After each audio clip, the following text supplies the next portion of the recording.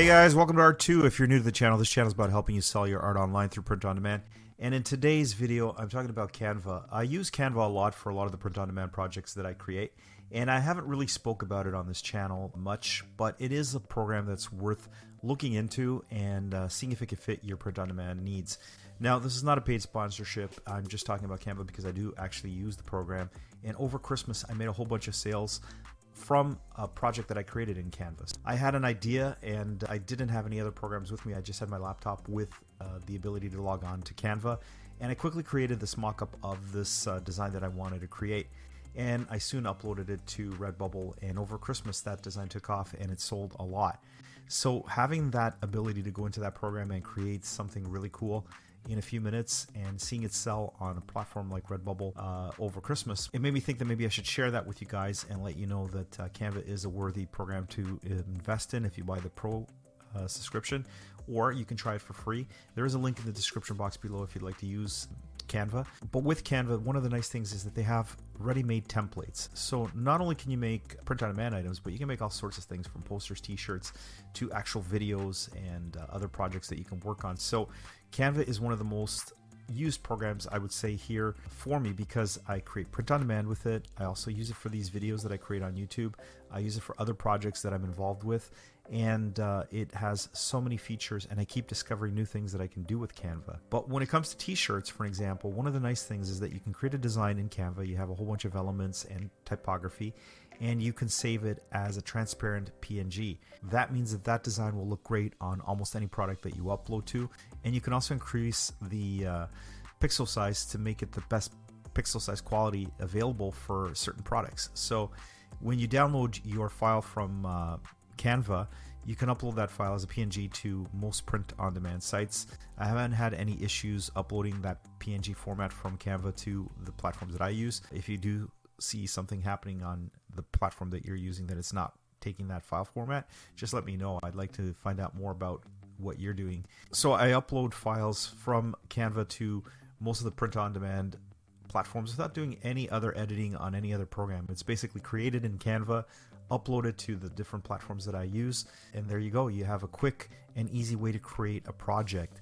Now, the nice thing is the typography. I really like the number of fonts, the ability to change colors, the ability to change combinations of fonts, and because there are so many templates in Canva, you can get an idea from looking at one of the templates and start playing around with it, and even upload your own design work. If you have already artwork that you've created or designs that you've created on your computer or tablet, you can upload it to Canva and add the different text elements, change out the one that's in there already. If there is a design already in that particular template, delete that and add your own, change colors, and you have something new and original that isn't available or copied from Canva directly. You can modify things and make it look the way you like it. So Canva is definitely a tool that I use here all the time, and if you guys aren't using Canva, try the free version because there's a lot of stuff that you can do.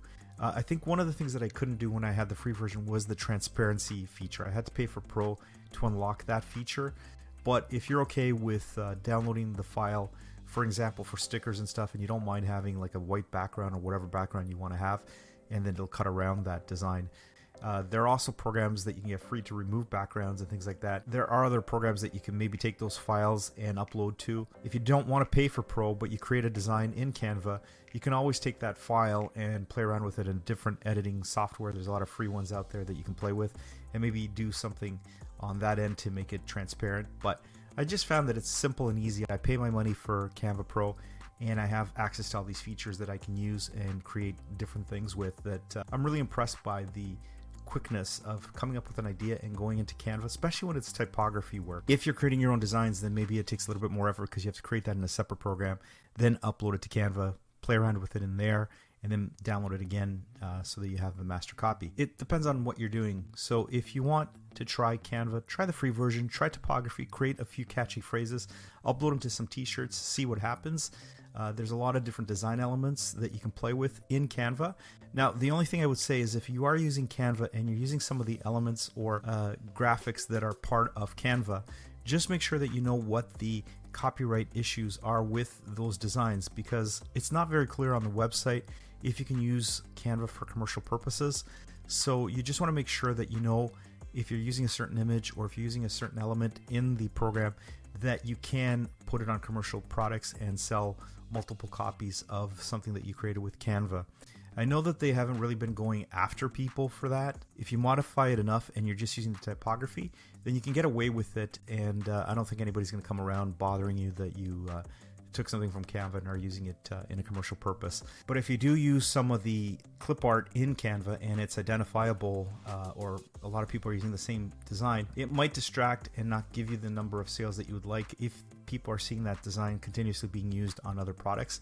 So I would think that you can use some of the elements like squares and backgrounds and things like that with your design. Say for an example that you wanted to use a tree or a car, that you could have drawn on your own. It's better to do your own designs and leave those clip arts out of the picture because a lot of people will be using the same thing anyways. So I hope this gives you an idea of how to use Canva, how to integrate it with your print-on-demand business, and how to come up with new ideas with this platform, because it is perhaps one of the best design platforms on the internet. Says all. I've used this for so many things that I think I've gotten my money back tenfold from the things that I create with Canva, all the projects that I do. And if I had to outsource some of the things that I do for these videos and stuff to someone else, it would cost me a lot of money. So having the ability to create a lot of these things in Canva, it's just fantastic. So try Canva. There's a link in the description box below. And if you guys have any questions about Canva, or if there's anything that you're creating with Canva and you want to share with us, put it in the comments below. So if you're new to the channel and you haven't already subscribed, I hope you can hit the subscribe button, hit the notification bell, and if you hit the like button, you help this video get found in the YouTube algorithm. Until the next video, guys, have a great day, and we'll see you soon.